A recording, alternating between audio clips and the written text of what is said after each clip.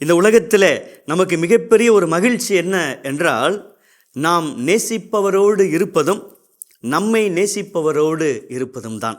இந்த உலகத்தில் மிகப்பெரிய வழி என்ன என்றால், நாம் நேசிப்பவரால் புறக்கணிக்கப்படுவதும் அல்லது நம்மை நேசிப்பவரால் புறக்கணிக்கப்படுவதும் தான். எனவே இந்த புறக்கணிப்பு, அவமதிப்பு, இந்த ஏற்க மறுப்பு, இந்த அவமதிப்பு, அவமானங்கள் இவை அனைத்தும் சொல்ல முடியாத அளவிற்கான ஒரு வேதனையையும் வருத்தத்தையும் நம் அனைவருக்கும் தரும். இப்படிப்பட்ட ஒரு வருத்தத்தையும் ஒரு வேதனையும் தான் நிச்சயமாக ஆண்டவர் இயேசுவுக்கு அன்றைய நாளிலே தந்திருக்க கூடும்.